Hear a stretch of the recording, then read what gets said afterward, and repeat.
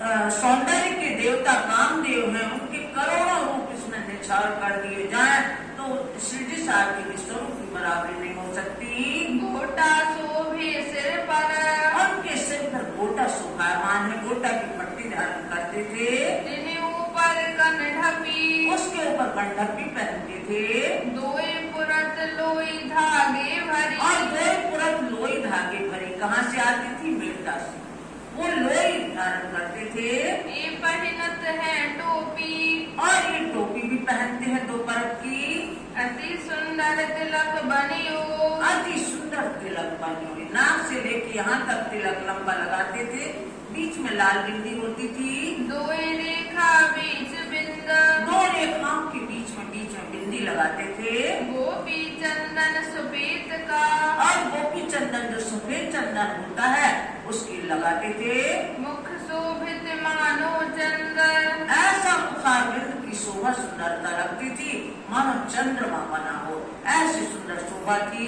श्रवणी शोभे कानों मिले, और श्रवणी जो माला छोटी छोटी पहने हैं कानों में। दोई बाले कंचन के, दो बाले कंचन के, कंचन यानी सोने के बाला धारण किए हुए हैं। अति राजत छवि प्यार की, और जो उनकी छवि है, सुंदरता है, जो उनके मुखारबिंद की शोभा है, बहुत ही शोभायमान हो रही है। लगा प्यार फकीरी से, और ऐसे श्री साहब जी को जो सबके ऊपर मेहरबान है, ऐसे उन्हें फकीरी से प्यार हो गया है। पहिनी कंठी तुलसी की, और तुलसी की कंठी धारण किए हुए, माला धारण किए हुए हैं। और बड़ी माला चार, और चार बड़ी मालाएं भी धारण किए हुए हैं। अति शोभित अंग मेखली, और मेखली जो ऊपर से नीचे तक एक चोगा जैसा कुर्ता होता है उसको मेखली कहते हैं।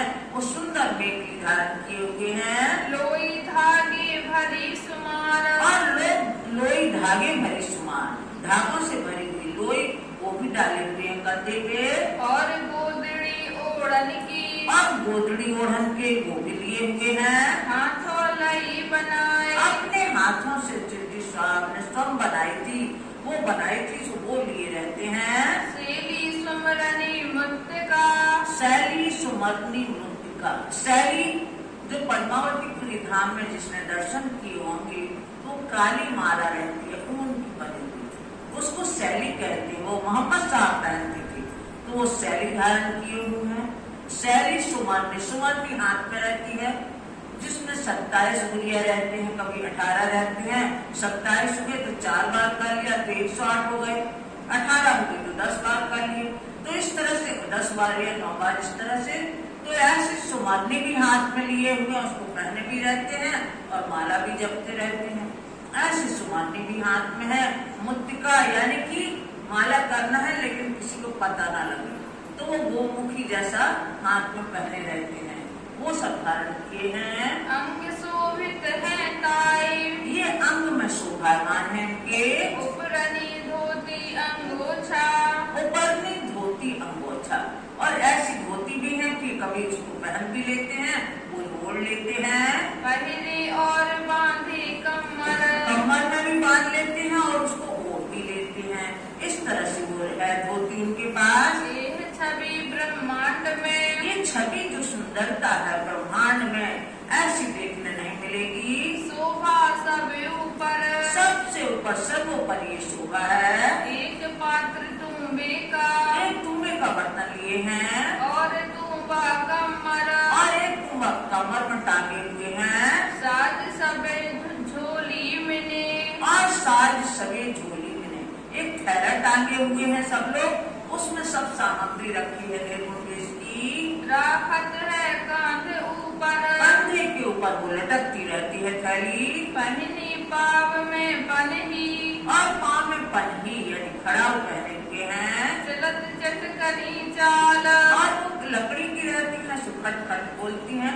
चलत चटकनी चाल, उसकी आवाज मधुर निकलती है। संग कीर्तिक मोमिना, और साथ में सुंदर साथ भी चल रहे हैं। चलत होत खुशाल, उनके साथ में जब चलते हैं तो बड़ी प्रसन्न चित्त होकर चलते हैं। सवन भेष पहनिया, और सभी ने अपने जो हमारे सिद्धि साहब हैं जिनने इनका जैसा स्वरूप है वैसे सबने धारण किया हुआ है। देख अपने साहिब, अपने साहिब अपने मालिक को अपने धनी को ऐसा स्वरूप धारण करते हुए सभी हंस प्रसन्न होके सभी ने वैसा स्वरूप धारण किया हुआ है। चाह खेल देखने की, सबको खेल देखने की तमन्ना थी कि ये झूठा खेल देखना है संसार का।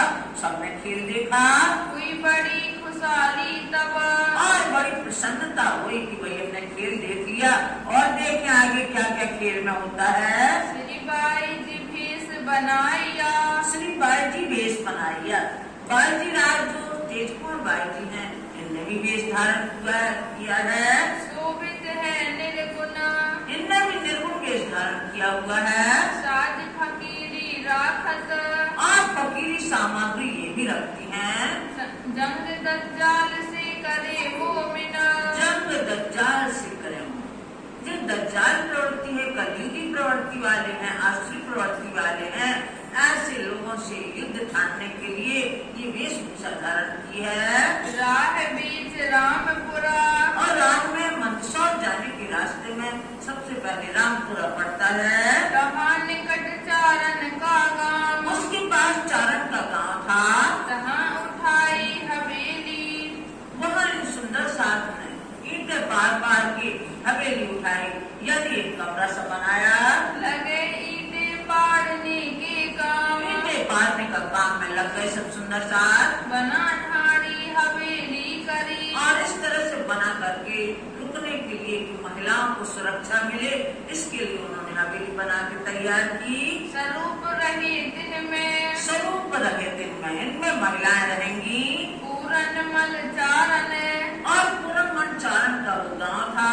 यह गांव था उनसे, ये उनके गांव के नाम से चलता था ये गांव। रही उनकी माता खिजमत में, इनकी माता श्री खिजमत में सब सारे जितने फकीर थे इनकी सेवा में रहती थी। करे उपली पहचान, शिवजी साहब जी के स्वरूप की उपरी पहचान करके सबकी सेवा में लगी रहती हैं। इनके स्वरूप देख के, इनके स्वरूप देख करके उपला था ईमान, उपरी पहचान थी उन्हें। तब दज्जाल ने जोरा किया, तब दज्जाल ने जोरा किया। चूंकि उदयपुर से आए हुए हैं, कईयों के मन में रहता है, सब एक से लोग नहीं रहते हैं। कईयों को लगा कि जब इन उदयपुर में इतना बांट के गए हैं, सबको 5-5 कपड़े बांटे, किसी को बर्तन किसी को कुछ, तो इनके पास बहुत होगा कुछ ना कुछ, तो ये बुरी नजर करके आते हैं। दिल बैठा बेरी साल, बैरी साल के दिल में कलयुग ने प्रवेश कर लिया। वो आकर के बुरी दृष्टि करता है इनके ऊपर। वह भाई राजा का था, वो राजा का भाई था। हुआ दज्जाल का हाल, ऐसे दज्जाल का हाल हुआ कि उसकी कुदृष्टि पड़ी इन लोगों के ऊपर। बुरी नजर करी साथ पर, और सुंदर साथ के ऊपर उसने बुरी नजर डाली। लूट लियो फकीरना, इन फकीरों को लूट लूं मैं तो मुझे तसल्ली होगी, इनके पास जो पैसे होंगे वो मैं ले लूंगा। तब चारण के घरों जाए, तब चारण के घर जाकर के साथियों ने कहा, फरियाद करी मोमिना, शिकायत की कि भाई तुम्हारे गांव में आए हैं, रुके हैं, तो यहाँ तो कोई सुरक्षा नहीं है, ऐसे ऐसे लोग चले आते हैं। तब चारण की माता ने, तब चारण की माता ने कहा कि भाई कौन बुरी दृष्टि डाल रहा है, हम देखते हैं। बांधी जोर कमर, जोर कमर, यानी उसके अंदर उत्साह आ गया, जोश आ गया कि देखते हैं कौन तुम्हारे ऊपर आंख उठा के देखता है। इन बैरागियों सामी देखे, इन बैरागियों के सामने जो भी देखेगा उसकी हम आंख निकाल लेंगे। इस तरह वो गरज के सामने आई। मारो दिने खर, खर यानी गधा की तरह मारेंगे हम, मतलब मारने में कोई कसर नहीं छोड़ेंगे, इस तरह से हाल करेंगे। या तो मैं मरो दिन पर, या तो मैं अपने प्राण दे दूंगी, यानी महिलाओं को पहले आगे नहीं आने देते थे, या तो मैं प्राण दे दूंगी या इनको मारूंगी सामने वालों को। देऊ हत्या उन, और उन्हें इस तरह से स्त्री हत्या का पाप लगेगा। इनसे बुरा क्यों देखी, इनकी तरफ को दृष्टि क्यों डाल रहे हैं। मेरे घर आई साधु जन, ये हमारे घर के हमारे मेहमान हैं, हमारे घर आए हुए हैं साधु जन। तब स्याह मोहले पीछे फिरा, अब अपना सा मुंह लेकर के बैरिसाल और उसके आदमी वापस लौट गए कि भाई यहाँ तो गुजारा नहीं है। बैरिसाल वहाँ से लौटना पड़ा उन्हें। चला न कछुए तिनका, इनका जोर उनके आगे कुछ भी नहीं चल पाया। बुरा हुआ हवाल, बुरा हाल हुआ इनका, ऐसी बदनामी हुई इनकी। वह हवेली छोड़ के, आप सिद्धि साहब सुंदर साथ में वो हवेली उसी तरह छोड़ के आगे बढ़ चले। आए सब मंदसौर पहुँचते हैं। जहाँ आए के बैठे, वहाँ आकर के बैठे, यानी वहाँ आके रुके। हरि प्रसाद घरों ठोर, हरि प्रसाद के घर में उनकी सिद्धि साहब। जहाँ बादशाही लश्कर, अब यहाँ भी बादशाही लश्कर ने घेरा डाल रखा था मंदसौर में। उदयपुर के बाद मंदसौर को भी घेर रखा था। ऐसा हाल था यहाँ का भी। रहे मंदसौर के गिरदवाए, मंदसौर की गिरदवाए यानी चारों तरफ मंदसौर को भी घेर रखा था। गावत सनंदे तहाँ बैठ के, आज यहाँ ये लोग एक चबूतरे पर बैठ जाते हैं और सनंद गाते हैं जोश में। कोई कोई सुनने को आए, अब कोई कोई जो सैनिक होते हैं उनमें पठान भी थे, कोई कोई सुनने के लिए आते हैं। इत सुनने को आवत, और जो सुनने को आते हैं पठान दौलत खान, पठान दौलत खान पठान सुनने आते हैं। सुन सनंदे घायल भया, और सनंद मोहम्मद साहब की जो वाणी है, जो अपने सनंद के रूप में आई है, उसको सुनते हैं तो बड़ा घायल प्रभावित होता है वो। भला लिया ईमान, भला लाया ईमान, और ये ईमान सिद्धि साहब जी की वाणी पे विश्वास लाए। और शेर खान कोट ही, और शेर का कान कोटी आए। सुनी सनंद कान, उन्होंने भी अपने कानों से सनंद सुनी। संग के दिग पठान, और साथ में कुछ पठान और थे। तब ही लिया ईमान, तभी लाए ईमान, सुनते ही, जिसको कहते हैं सुन्नत जमात, सुन के विश्वास लाना, उसी समय विश्वास ले आए ये। बिना एक मोहम्मद की, बिना एक मोहम्मद की जब इन्होंने सनंद सुनी, सनंद पढ़ी जब, जब साथियों ने सनंद पढ़ी, दौलत खान पठान को, दौलत खान पठान को जोश आया तब, उन्हें आवेश आने लगा, जोश आने लगा। बिना एक मोहम्मद है, बिना एक मोहम्मद है, मोहम्मद के अलावा कोई नहीं है। ये तीनों सूरतें मोहम्मद की हैं। और नकारे बोल, और उसके मुंह से कुछ ना निकलता था। बिना एक मोहम्मद बोलने लगा। फिर यही कही, और दौलत खान पठान बस ये उच्चारण करने लगा। यही काड़त मुख कौल, मुखाबिल से यही निकलने लगा उसके। कृपा राम आया। अब यहाँ एक घटना और घटती है कि उदयपुर में सब भटक गए, पहाड़ों में जंगलों में सुंदर साल दुखी होने लगा। और भटक के कृपा राम भाई थे जो सुंदर साल में, वो किसी तरह निकल के आते हैं यहाँ उदयपुर से यहाँ मंदसौर, और सिद्धि साहब जी को पत्र देते हैं कि अपने सुंदर साल की क्या हालत हो रही है। सब दुखी हो रहे हैं, कोई पानी के लिए तरस रहा है, कोई रास्ता भटक गया है, कोई पहाड़ों में इधर उधर भटक रहे हैं। ऐसे अपने सुंदर साल की हालत हो रही है। कहाँ पाती ले पुकार, कहाँ पाती ले पुकार, पत्र लेकर के आए और बताया वहाँ का हाल। उदयपुर का साथ पहाड़ों में ने, उदयपुर का साथ पहाड़ों में इधर उधर भटक गया है। हुआ बिलाप करनहार, हुआ बिलाप करनहार, सब दुखी हो रहे हैं, रो रहे हैं। बिलाप इनका सुन के, और उनका दुख जान करके, उनका दुख सुन करके सिद्धि साहब ने, दिल में हुआ दर्द, सिद्धि साहब जी के दिल में बहुत दर्द हुआ। क्योंकि मोहम्मद की वाणी क्या कहती है, दुख ना दो फूल पंखड़ी। मैं अपने सुंदर साल को फूल की पंखड़ी जितना लग जाए शरीर में, उतना भी दुख देना नहीं चाहता मैं। तो ये जब उनका विलाप सुना तो बहुत दुखी हुए अंदर से। मोह दरगाह बीच करके, और वो बैठ गए ध्यानावस्था में, मुंह दरगाह बीच करके, परम ध्यान में मूल मिलावट की तरफ करके और ध्यान करने लगे। और वाणी अवतरित होती है, पुकारी करी मोहम्मद, आखिरी मोहम्मद हक की स्वरूप मोहम्मद श्री प्राणनाथ जी ने पुकार की। 5 किरण किरंतन करके। और यह कौन से किरंतन अवतरित हुए? बालो ग्रह रस भीनो रंग ब्रह्मा रमाटो वासना रुदन करे जलधार आप बोल खाली अलगो थयो अमथी जे कोई हुती तामस्यो सरदार कल कली कामनी वदन लिखावियो मां विस्मा वर्तियो हाहाकार उन्माद अटपटा अंगथी डाली ने मानने सभ्यो मने मनावियो हार पति व्रता पल अंग थाय नहीं अलगियो नाथ काय थार जारवंतियो बिना जार पात्रियो पियो थकी दिया मैं अभागणियो रहियो अंग जाग लगावन हार शारीरिक कर्म एवं कर्या हता कामनी धाम महाधणी आगल आधार हवे कारो मोजल तकी मूर्ति मारा धन श्री राम के आधार। इस तरह से 5 किरंतन यानी 4 चौपाई के 6 किरंतन अवतरित होते हैं जब जोश में श्री जी साहब जी को, और वो दुख उनसे असहनीय होता है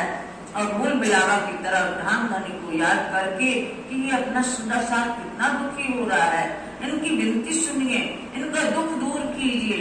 और जैसे वो किरंतन पूरे होते हैं और वहाँ सुख समाधान होने लगता है। इसलिए हे सुंदर साथ जी, जब हमें संसार में हम बैठे हैं हमें कष्ट आते ही रहते हैं, तो इन 6 प्रकरणों के हमें रोज पाठ करना चाहिए। ये हमारे दुख को दूर करने वाले प्रकरण हैं। वैसे तो संपूर्ण वाणी का हमें वो करना चाहिए, चाहे वो महर सागर हो चाहे वो मूल मिलावा हो, लेकिन ये विरह के प्रकरण को अवश्य हमें करना चाहिए। वरना धाम में कोई भी बाहर से आते हैं, किसी को भी वहाँ घटना होती है, किसी का ऑपरेशन हो रहा है, किसी का कुछ हो रहा है, तुरंत फोन आएगा कि भाई विरह के प्रकरण का पाठ करवा दो, तो वहाँ समाधान हो जाता है। तो इस तरह से हम अपने जीवन में उतारें और इन प्रकरण को याद नहीं होते तो आप देख के याद करिए, देख देख के पाठ करिए, धीरे धीरे करत करत अभ्यास के जड़मा की बोझ सुजान रसरी आवत जाते सिल पर पड़त निशान। अभ्यास करते करते वो भी याद हो जाएंगे। तो ये प्रकरण यहाँ मंद स्वर के बीच में विरह के प्रकरण अवतरित होते हैं। फिर दाखिल किए कलाम, फिर दाखिल किए कलाम यानी किरंतन वाणी में ये दाखिल होते हैं, यानी कि ये लिखे हुए हैं। पहुंची तब ही पहुंची हक को, तब ही पहुंची हक को। तहकीक अर्ज पहुंचत है जो भेजिए पाक में। तहकीक माने निश्चय पूर्वक। यदि हम सच्चे मन से प्रार्थना करते हैं किसी के लिए तो परमात्मा हमारी पुकार अवश्य सुनते हैं, इस पर कोई संदेह नहीं है। जब हम दुखी मन से अर्ज करते हैं, विनती करते हैं, तो हमारी पुकार अवश्य सुनी जाती है। और सामूहिक पुकार में तो और शक्ति होती है। हमारे घर गांव में कोई के भी ऊपर कष्ट आए तो अवश्य सब लोग सामूहिक प्रार्थना करें तो वो पुकार अवश्य सुनी जाएगी। अभी आप लोगों ने देखा कोविड-19 में, कोरोना में इतना सब हुआ देश विदेशों में, कहीं भी सुख समाधान नहीं रहा। लेकिन अभी पद्मावतीपुरी धाम में लड़कों ने एक प्रयास किया कि ऑनलाइन पाठ किया जाए। सब अपने अपने घर में पारायण करेंगे, सामूहिक पारायण करेंगे। एक पारायण रखी गई थी गुम्मट जी में, जिसमें हम लोग रोज एक एक विद्वान जाकर के प्रारंभ करता था और एक इंदौर के सुंदर साहब थे वो बांचते थे। पूरे समय उनका परिवार बांटता था, हम लोग केवल शुरू करने जाते थे कि आज की मजल क्या है। और घरों में सब लोग पारायण रखते थे, घर में वो पारायण चलती थी। सब जगह से फोटो आ रहे थे कि हम भी बैठे हैं पारायण। उन्होंने कहा हम भी बैठे हैं। 108 नहीं पता नहीं कितनी हो गई थी पारायण। और शाम को तरह तरह के प्रश्नोत्तर होते थे मोबाइल के माध्यम से, सब लोग जुड़े थे। उसके बाद समाधान हुआ, उसके बाद शांति हुई और सब लोग मंदिर जाना शुरू कर दिया। जो दरवाजे बंद थे वो भी खुल गए, सब जगह समाधान हुआ। तो इतनी सामूहिक प्रार्थना में इतनी शक्ति होती है, तो सबकी इस तरह से पारायण भी हो गई और शांति भी हो गई इस बीमारी से। अब हमें सतर्कता की आवश्यकता है कि हम स्वयं सतर्क रहें और दूसरों को भी सतर्क करें, जिस तरह से ये बीमारी हमारे घर में ना आ पाए। बस यही करना है। तो यहाँ शांति हुई और ये जो किरंतन ये अवतरित जो हुए थे वो किरंतन वाणी में है। कोई मेहर ऊपर इस्लाम, इस तरह सच्चे दिल से प्रार्थना करने करने पर ये महल विराट जी महाराज की सब सुख समाधान हो गया। इस समय इब्राहिम पठान आते हैं, करने आया दीदार, इब्राहिम भाई भी दीदार करने दर्शन करने आए शिरडी साहब जी के। सोहबत में राजी भया, सोहबत में सत्संग में बड़ा प्रसन्न हुआ। फिर आया दूसरी बार, दूसरी बार इब्राहिम दर्शन करने आए शिरडी साहब जी के। तब लाल की सोहबत से, तब लालदास जी की सोहबत से बातें हुई इस काम, बातें हुई इस काम, यानी कि कुरान की कुछ सिपारे कुछ अध्याय भी अवतरित होना है यहाँ, तो वो बातें होने लगी उस संबंध में। एक किस्सा कुरान का एक किस्सा है, वो तुम उतार दो हिंदी में। करो हमारा काम, करो हमारा काम। लालदास जी ने उससे कहा इब्राहिम से, तुम हमारे लिए छोटा सा काम कर दो। तभी उन्होंने उतारिया, अब उनने उतार दिया, जो अवतरित होता जाता था वो उतारने लगता था। सूरत एक कुरान, सूरत एक कुरान, एक अध्याय कुरान का उतारने लगा। दिन में केतक आयतें, दिन में केतिक आयतें, आयतें माने चौपाइयाँ, उनमें केतिक चौपाइयाँ यानी आयतें। श्री जी ये सुनी शान, जब शिरडी साहब जी ने अपने कानों से सुनी उन चौपाइयों को, सुनते ही सुख उपजिया, शिरडी साहब जी को बड़ी ही सुखानुभूति हुई। या में बात हमारी सब, इस कुरान में तो सभी हमारी बातें हैं, हमसे अलग कोई बात नहीं है इसमें। जो उतरावते तुमको, यदि तुम उतरा देते पूरे तो बहुत अच्छा होता, तो बड़ा काम होवे अब, तो ये बड़ा महत्वपूर्ण काम हो जाएगा। तभी उन सो बातें करी, तब उससे बातें की कि भाई तुम्हें कुछ लेना हो पैसे तुम लेते जाना, लेकिन ये काम करवा दो। कहीं मैं उतराऊं कलाम, अब इब्राहिम मानने लगा बात को कि हम जो वचन उतरेंगे उसको मैं उतारने का काम करूंगा। कछुक लोभ दिखाया, उसको कुछ लोभ दिया कि तुम्हें हम इतने रुपए देंगे। राजी हुआ इस ठाम, इसलिए वो इस स्थान पर वो तैयार हो गया ये काम करवाने। रात को आए खड़ा हुआ, आज सुबह आके खड़ा हो गया उतारने के लिए। शुरू हुआ सिपारा 16वां सिपारा शुरू हुआ। 2 जुज उतराई दी हाथ में, 2 जुज उतार के हाथ में दे दिए उसने। बड़ी राज को हुई तमाम, बड़ी उनको तसल्ली हुई कि चलो ये महत्वपूर्ण कार्य इसके द्वारा हो रहा है। इत एक मजल भई, अब यहाँ एक मजल हुई, यानी कुरान की 10 सिपारे 10 अध्याय उतारने का काम यहाँ होगा।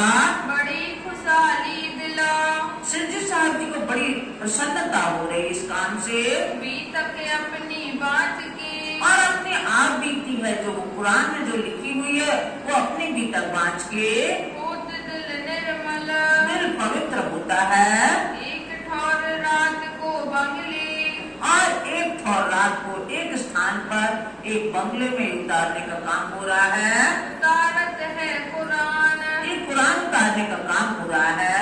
लाल इब्राहिम बैठत, लालदास जी और इब्राहिम बैठते हैं। राजपासे पौड़ी सुनी का, और शिरडी साहब पास में ही पौड़े रहते हैं और अपने कानों से सुनते रहते हैं। उतरावते एक सुकन, उतरावते एक सुकन। अब जब उतरवा रहे हैं लालदास जी तो एक सुकन यानी एक शब्द आया। बड़ा इब्राहिम ने उसको पढ़ा।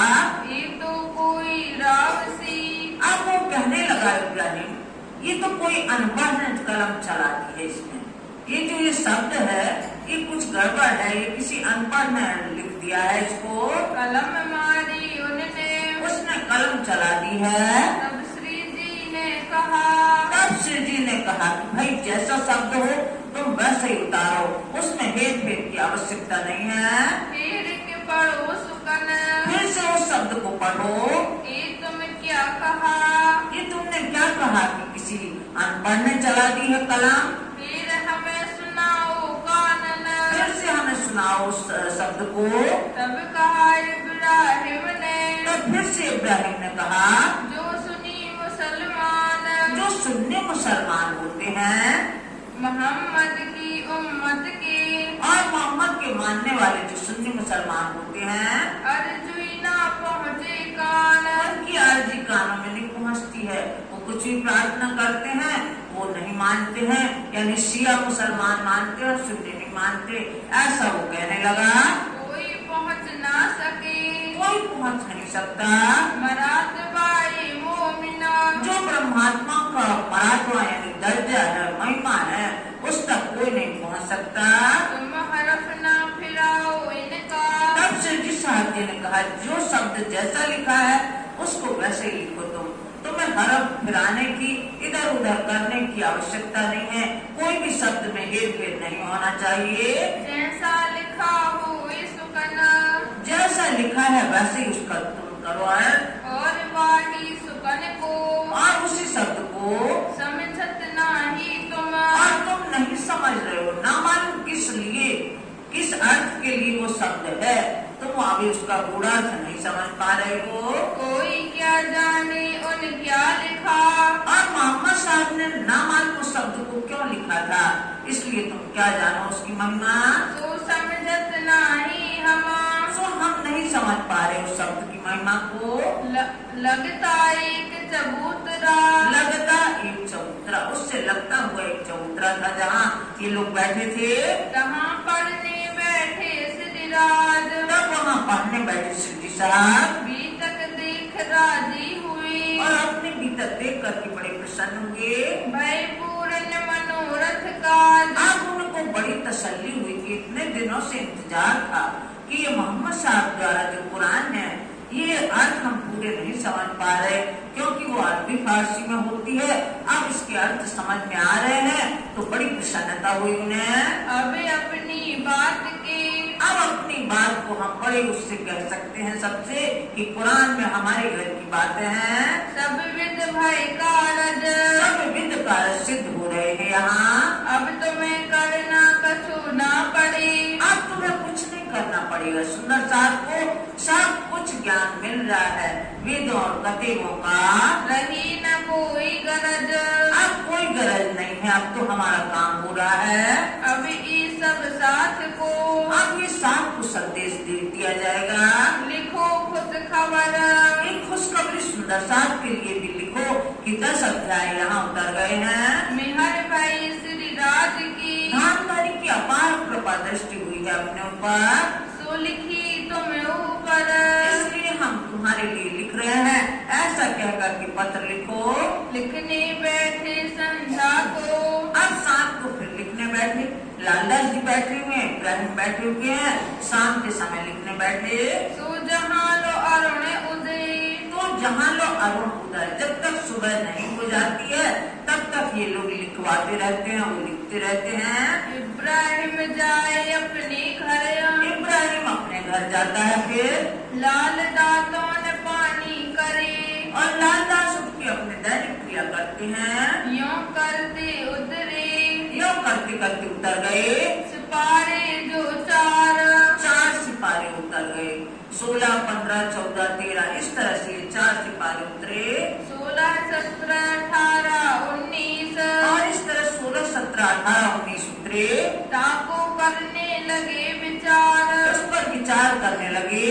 फिर सिपारा 30वां, फिर 30वां सिपारा वो उतरने वाला था, जाकी 36वीं सूरत, जिसकी 36वीं सूरत में लिखा है, सो लिया उतार के, सो उतार के लिए, जिसमें अलिफ लाम मीम के बारे में लिखा है, वो उतारने लगे। फिर लगे अलिफ लाम मीम से, फिर अलिफ लाम मीम से फिर शुरुआत से प्रारंभ कर दिया।